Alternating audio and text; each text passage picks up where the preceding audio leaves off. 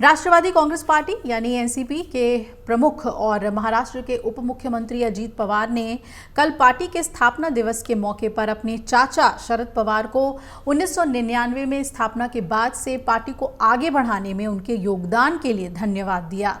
अजीत पवार ने चाचा शरद पवार की बहुत तारीफ की और कहा कि हाल में संपन्न लोकसभा चुनाव में एनसीपी का प्रदर्शन अच्छा नहीं हुआ है। मुंबई में पार्टी के एक समारोह को उन्होंने संबोधित करते हुए कहा कि अजीत पवार ने एनसीपी के इस रुख को भी उन्होंने दोहरा दिया कि नरेंद्र मोदी सरकार में कैबिनेट मंत्री पद से कम पर हम समझौता नहीं करेंगे। हालांकि उन्होंने कहा कि हम अब भी एनडीए का हिस्सा हैं।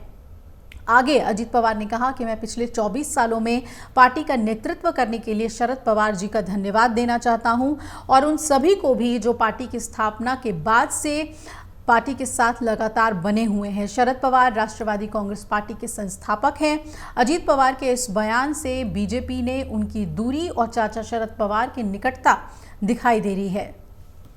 ऐसे में राज्य में होने वाले विधानसभा चुनाव को देखते हुए लगता है कि महाराष्ट्र की राजनीति में एक बड़ा फेरबदल देखने को मिल सकता है। हालांकि मोदी के नई कैबिनेट में जगह नहीं मिलने से नाराज अजीत पवार ने कहा कि हम अभी भी एनडीए का हिस्सा हैं और ये भी दावा किया कि एनडीए की वर्तमान ताकत 284 है, जो आने वाले महीनों में 300 का आंकड़ा पार कर जाएगी।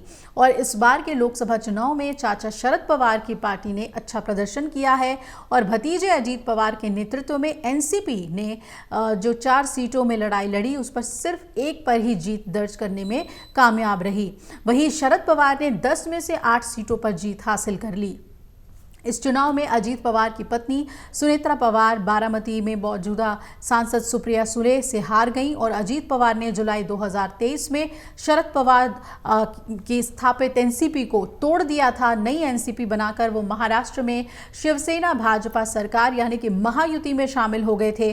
डिप्टी सीएम ने कहा कि मैं सभी को ये आश्वस्त कर दूं कि हमारी विचारधारा शिवाजी महाराज, शाहू महाराज, महात्मा फुले और बाबा साहेब अम्बेडकर की शिक्षाओं पर आधारित है।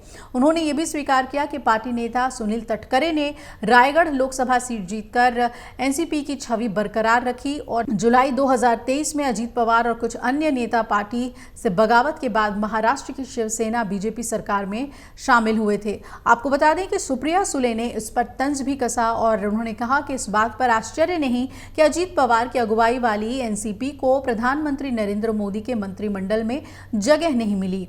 एनसीपी के स्थापना दिवस पर पत्रकारों से बात करते हुए सुप्रिया सुले ने कहा कि एनडीए की पहली कैबिनेट बैठक में किसानों के लिए पूर्ण ऋण माफी की जानी चाहिए और यूपीए शासन के दौरान एनसीपी ने मनमोहन सिंह सरकार में सहयोगी के रूप में काम किया था और तब शरद पवार ने किसानों का ऋण माफ़ कराने की बात सबसे पहले कही थी, ये मांग रखी थी।